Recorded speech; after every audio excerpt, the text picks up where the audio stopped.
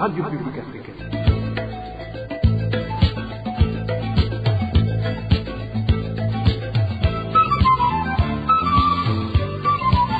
Radio Publique Africaine.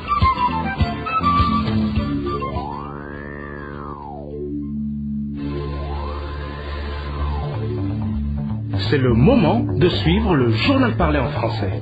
À la présentation, Émile Nivasumbo. Bonsoir et bienvenue dans le journal du 24 juin 2024. Voici les principaux titres.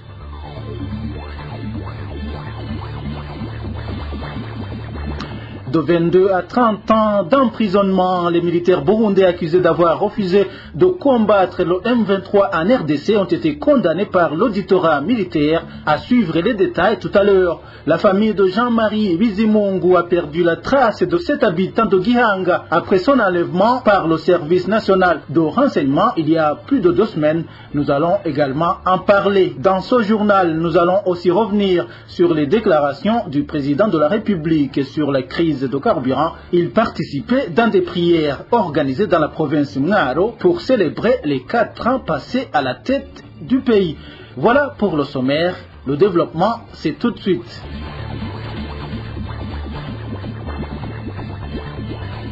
Démarrons ce journal par la page sécurité. 3 personnes ont été blessées lors d'une explosion d'une grenade dans la nuit de samedi à dimanche au village 6 en commune Gihanga de la province Bubanza. Selon les informations recueillies auprès des habitants de ce village, l'attaque a été menée dans un bar et ses auteurs n'ont pas été identifiés.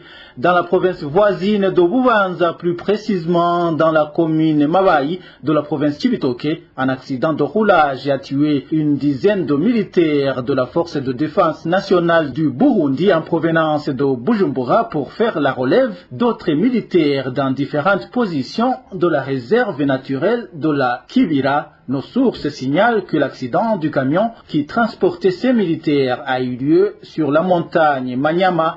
8 militaires sont morts sur place et d'autres ont rendu l'âme progressivement. Nous transmettons nos sincères condoléances aux familles éprouvées.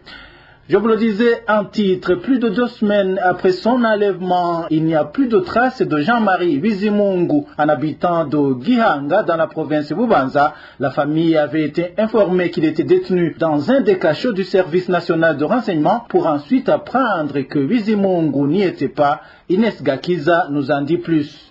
Jean-Marie Bizimungu a été kidnappé le 7 juin, c'était un vendredi. Il a été appréhendé en début d'après-midi de ce vendredi au quartier industriel près du rond-point Chanik et emmené par des hommes en tenue policière. À la poursuite des traces de 7 habitants du quartier Mutakura, mais originaire de la commune Gihanga en province Bubanza, la famille a été informée par des sources diversifiées que Jean-Marie Bizimungu était détenu dans un des cachots du service national des renseignements en zone Lohero, près de la cathédrale Regina Mundi. Les mêmes sources leur disaient qu'il avait été torturé et que sa santé était critique. Nos sources de la famille de Jean-Marie Bizimungu disent avoir également été avertis qu'il figurait sur la liste des prévenus à comparaître en chambre de conseil le 11 juin, un rendez-vous auquel il n'a pas répondu ce jour-là, et à chaque fois les informateurs de la famille, dont des agents du SNR, leur expliquaient qu'il allait comparaître le jour suivant, que c'est à cause de son état de santé qu'il repoussait sa comparution. N'ayant pas finalement comparu toute la semaine, les parentés de Bizimungu ont cherché à s'informer sur la situation réelle du leur, qu'ils n'avaient d'ailleurs jamais vu, malgré ces informations qui affirmaient qu'il était détenu par la police présidentielle. L'agent du SNR qui a été contacté leur a juste conseillé de ne plus perdre leur temps à chercher les nouvelles de Jean-Marie Bizimungu sans un mot de plus. C'était le vendredi 14 juin et depuis, la famille n'a plus de nouvelles de ce jeune homme. Je vous le disais également en titre, le tribunal de résidence de l'auditorat militaire vient de condamner les militaires qui ont refusé de combattre le mouvement congolais M23 à plus de 270. 2 ont été acquittés et les autres ont écopé d'une peine d'emprisonnement allant de 22 à 30 ans. Les détails avec Eric Nyonzima. Ces militaires sont en tout un nombre de 274. Leur procès s'est tenu du 22 mai au 18 juin devant les juges du tribunal de résidence de l'auditorat militaire qui les a auditionnés dans la prison de Rutana où ils sont actuellement détenus. Ce dimanche 23 juin, le jugement rendu a été communiqué à ces militaires. Parmi les 274 militaires, seuls 2 ont été acquittés. Les 272 restants ont été mis en 3 groupes. Le premier groupe des militaires qui n'ont jamais quitté la brigade pour aller sur le terrain de combat en RDC a été condamné à 22 ans de prison. Le second groupe composé de militaires qui se sont repliés, étant déjà sur le champ de bataille et qui ont été rapatriés par avion, a été condamné à 25 ans d'emprisonnement. Et le troisième groupe, également fait par des militaires qui avaient été déployés sur le terrain de combat et qui, après les refus de poursuivre les combats, ont été ramenés par bateau, a été à son tour condamné à 30 ans de détention. Tous ont été condamnés pour révolte. Ils doivent aussi payer chacun $500 du déplacement qui les a ramenés au Burundi. Ces militaires avaient été déployés en RDC pour combattre le mouvement rebelle congolais M23 aux côtés de l'armée congolaise et les FARDC et les miliciens congolais. Ils ont refusé de mener ce combat qu'ils jugent suicidaire et sans aucun intérêt pour leur pays. Ils ont alors été ramenés au Burundi en décembre de l'année dernière. Le numéro 1 burundais ne cesse d'étonner plus d'un de par ses discours. Pas plus tard que ce week-end, il a, lors d'une croisade organisée en l'honneur de ses 4 ans passés au pouvoir, dit avoir identifié les personnes derrière la pénurie du carburant qui perdure et contre toute attente, Évariste Ndayishimiye a tenu à les rassurer, eux comme les autres dignitaires ayant érigé la corruption en mode de gouvernance, comme quoi, tant qu'il sera aux commandes, ils peuvent dormir sur leurs 2 oreilles car personne ne s'en prendra à eux. Josiane Mouzanez. On connaît à présent l'origine de la pénurie de carburant. Ce n'est pas la pauvreté comme plus d'un le pense, mais c'est plutôt les gens mal intentionnés et possédés par des démons. Ce discours n'a pas été tenu lors d'une cérémonie d'exorcisme. Et non, c'est plutôt la façon qu'a trouvé le numéro 1 burundais pour expliquer que si le pays n'avance pas, c'est justement à cause de certaines personnes de son entourage soumises à une force démoniaque. C'est regrettable de voir un Burundais bloquer le carburant sous prétexte qu'il y a un coup d'État imminent qui se prépare. Et cette personne s'est également opposée à ce que les documents relatifs soient délivrés. Ici, la première version donnée par le numéro 1 burundais est le coup d'État, mais sans tarder, Évariste Ndayishimiye donnera une autre version, mais cette fois-ci relative à la pénurie des devises et à l'insolvabilité de Gitega. Imaginez-vous une autorité qui ose écrire une correspondance mettant en garde nos fournisseurs sur le fait que nous ne sommes pas à mesure d'honorer nos engagements, donc incapables de payer le carburant nous donné. Quelqu'un qui s'interpose alors que le chargement allait commencer. Ça, c'est une réalité. Mais j'ai pardonné à cette personne. Oui, je lui ai pardonné. Ici, la question qui se pose est la suivante. Les 2 versions se rapportent-elles à une même autorité ou s'agit-il de plusieurs autorités possédées par les mêmes démons destructeurs qui en veulent au président Ndayishimiye? Mais soit, le fait est que il n'y a pas que cette autorité-là qui a vu ses péchés absous par le numéro 1 burundais. En effet, cette clémence a également été accordée aux responsables de détournement de fonds publics corrompus. Ces derniers ont eu la promesse de ne jamais être inquiétés par la justice burundaise aussi longtemps qu'il sera commandant suprême.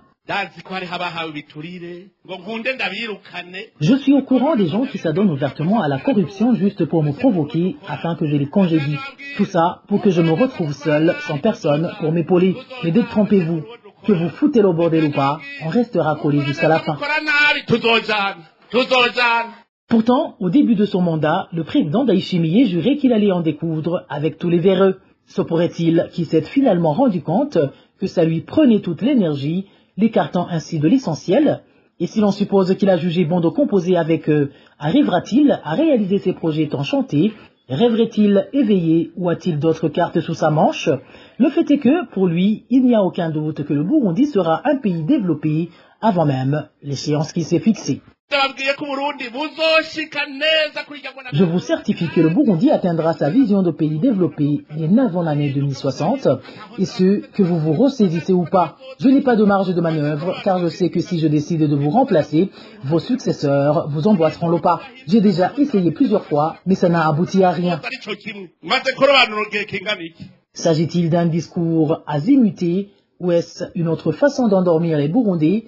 Ce qui est sûr, c'est que ce discours a laissé perplexe plus d'un qui se demande par quelle magie Évariste Ndayishimiye espère-t-il remplir toute une cruche à l'aide d'un tamis. Les autorités burundaises se reprochent d'innombrables manquements et délits pour s'abstenir à ratifier la Charte africaine de la démocratie, des élections et de la gouvernance. C'est du moins le constat de l'Observatoire de lutte contre la corruption et les malversations économiques OLUCOM.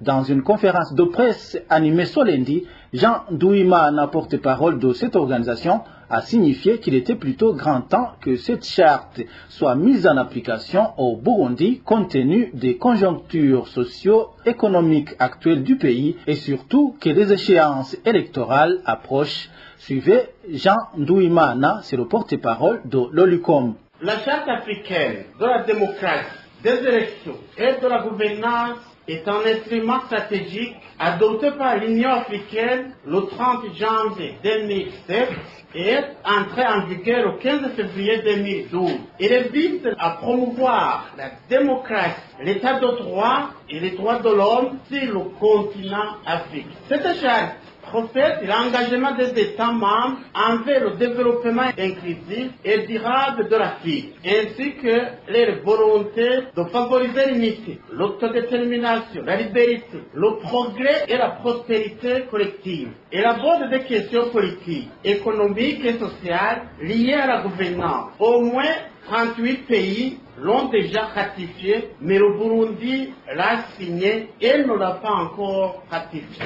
L'OLUCOM s'étonne de voir le gouvernement du Burundi organiser et participer dans des sommets de l'Union africaine alors qu'il n'a pas encore ratifié la Charte africaine de la démocratie, des élections et de la gouvernance comme importante en matière de la promotion et de la démocratie, de l'état de droit, des droits de l'homme sur le continent africain. Signalons que le gouvernement du Burundi a récemment organisé à Bujumbura un atelier sur la dite charte comme s'il avait ratifié. À cet effet, l'OLUCOM demande avec insistance à l'État burundais de ratifier cette charte et mettre en application tout son contenu sans ignorer aucun article et sans condition. Dans un instant, nous parlons société. Plusieurs communes de la province Karouzi font face à un manque du courant électrique qui dure maintenant plus d'une semaine. Cette carence serait due à un transformateur endommagé. Les conséquences sont énormes aussi bien pour l'économie des ménages que pour le secteur public. Les détails avec Dani Claire, il la trouve. C'est depuis dimanche dernier que la province Karouzi connaît un problème d'électricité. Ce problème qui serait dû à un transformateur endommagé sur le barrage se trouvant sur la rivière Ndurumo à Wuhiga. Ce problème a engendré un autre problème, c'est celui de la pénurie de l'eau potable, comme le témoigne cet habitant d'une des communes de la province Karouzi. La machine transformateur d'électricité de Muyinga qui distribue l'électricité à Bugenyuzi, Kitambara, Gihogazi et tout le Karouzi n'est plus opérationnel depuis une semaine. Nous n'avons même plus accès à l'eau potable suite à ça. Le problème met à genoux certains ménages qui gagnent la vie en exerçant des métiers qui exigent du courant électrique. Le problème aujourd'hui est que ceux qui comptaient sur le courant sont en désolation. Entre autres, les soudeurs, ceux qui font le commerce d'îles, ceux qui ont des murs, tout le monde se plaint. Les coiffeurs se plaignent.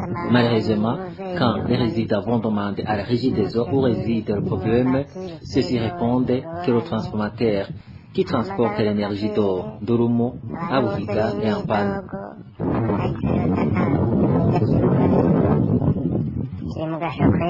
Des activités sont également paralysées dans le secteur public. Certains bureaux ne fonctionnent pas normalement. Nous avons un sérieux problème. Nous allons de Caïf à Pirate. Personne ne saurait dire qu'il arrive à être productif. Personne ne travaille sauf à la BCB, l'Interbank, l'hôpital notre Turashuboye, voire la poste car ils ont des groupes électrogènes. Le comble est que même l'énergie des eaux a mis les verrous sur ses portes. La rédaction de la RPA a tenté de joindre Devote Nizigimana, gouverneur de Karouzi, sans succès. Il est à signaler que ce problème est connu dans la quasi-totalité de la province de Karouzi.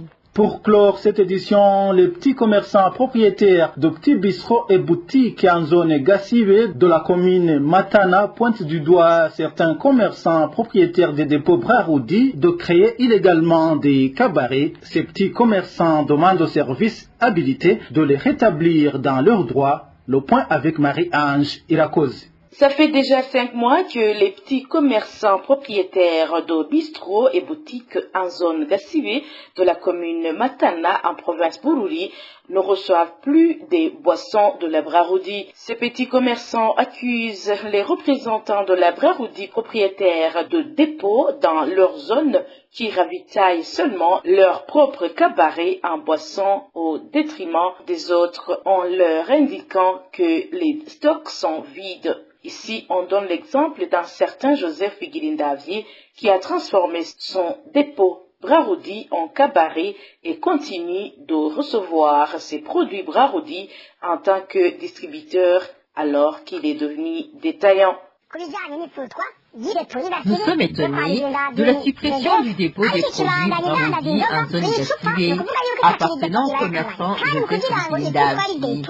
Il a transformé le dépôt en cabaret et continue de recevoir ses produits en tant que distributeur alors qu'il est devenu détaillant.